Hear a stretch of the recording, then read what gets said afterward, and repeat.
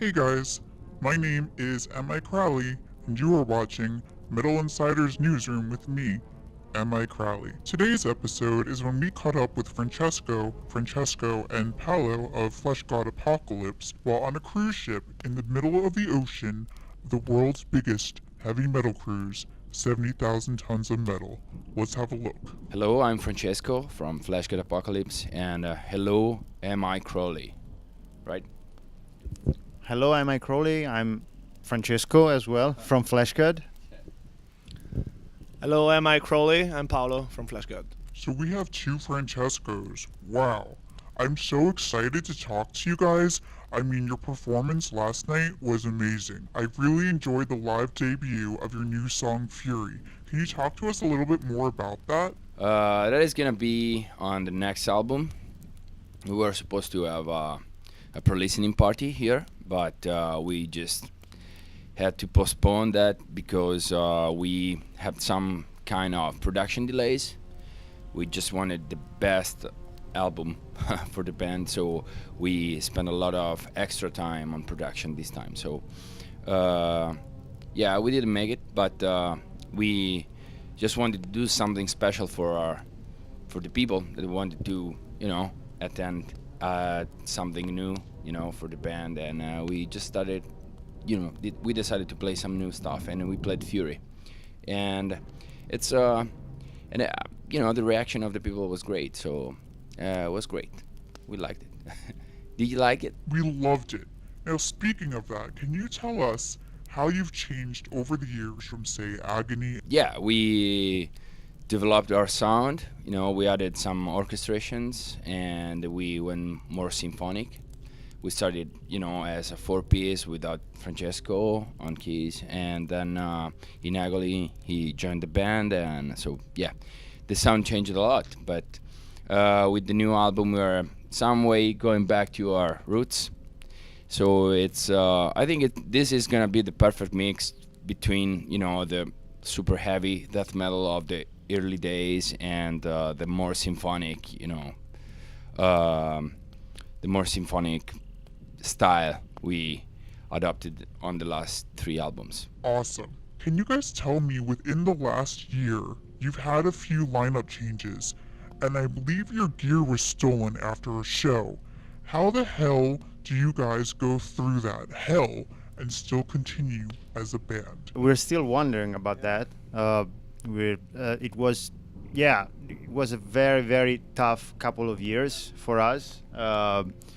First, a very crucial and kind of dramatic for any band, I think, lineup change.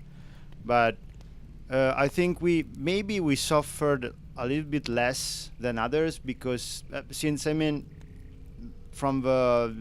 first album, Francesco was considered by many people, but many of our fans and friends all over the globe as the real frontman somehow.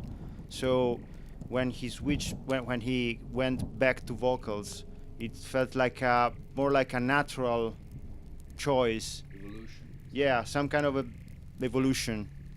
But about the robbery, it was surprising because we were in Sweden and we were like, okay, we went with our van full of stuff all over Europe and nothing happened, and even in the worst areas sometimes.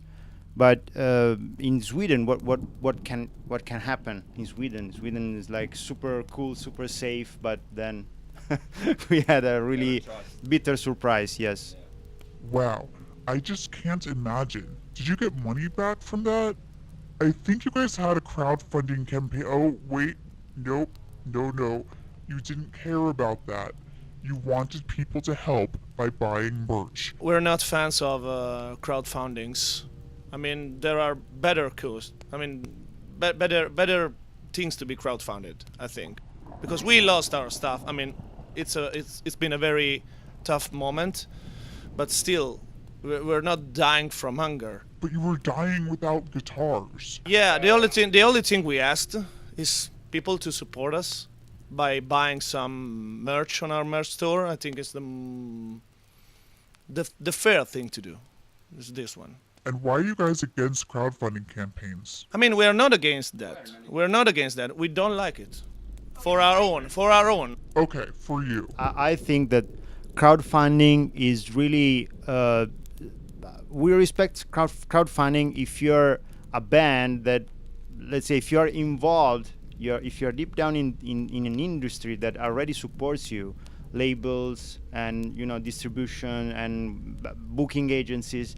If you're an independent band, let's say, if you're outside if you're this not kind of involved, work, yeah. if you're not involved, if you're just producing your own Yourself, stuff, yeah. that's good if you do it, because it's a different system. But you can't get benefits from the system and then get more benefits. Yeah. By It's like to have two.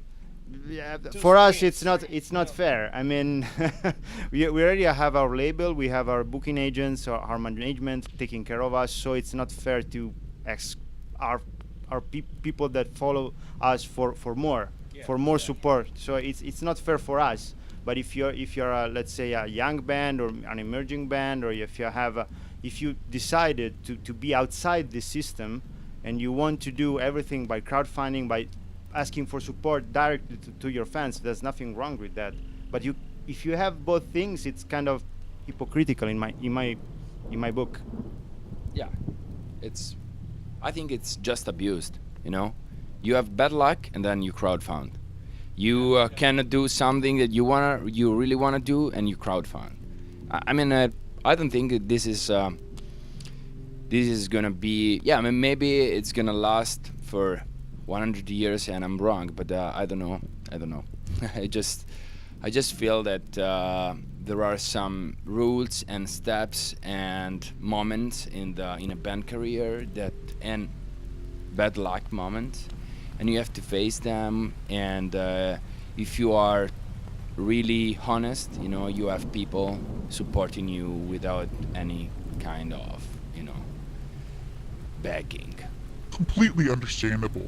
You're also part of a really good label. You have support. They're great to us, but especially fans. I mean, like, we had this really dark day, and in a moment our merch store exploded.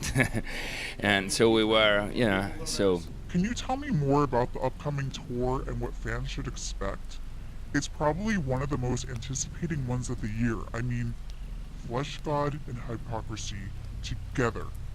That's just dope. Yeah, it's gonna be super cool. We are honored to play with the Hypocrisy.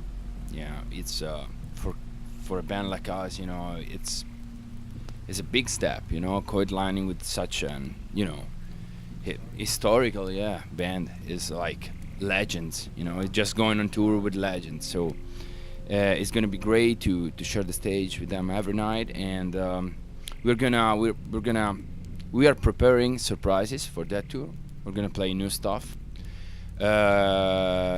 Most likely we're gonna have new material, even maybe a single, something like that, going out for that time frame. And so it's gonna be super cool. The clubs are great, and we're gonna have some new stuff in production. So Did you guys have a release date set for the new album?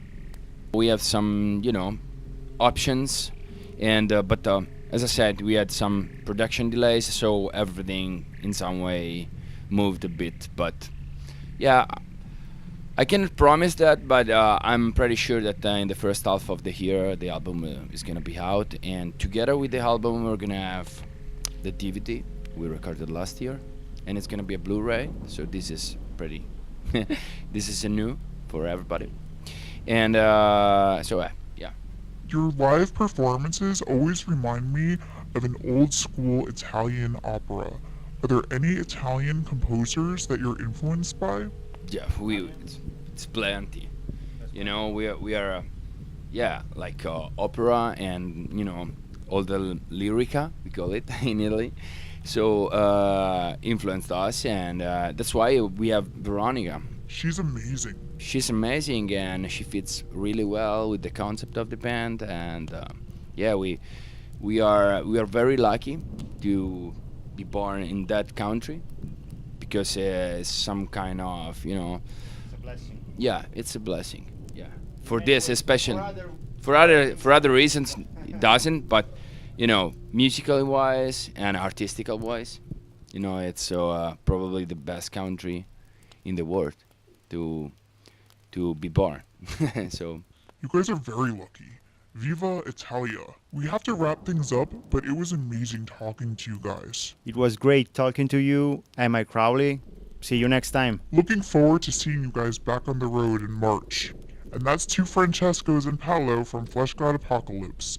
Hopefully you get to hear their new song Fury and more. I am M.I Crowley, signing off.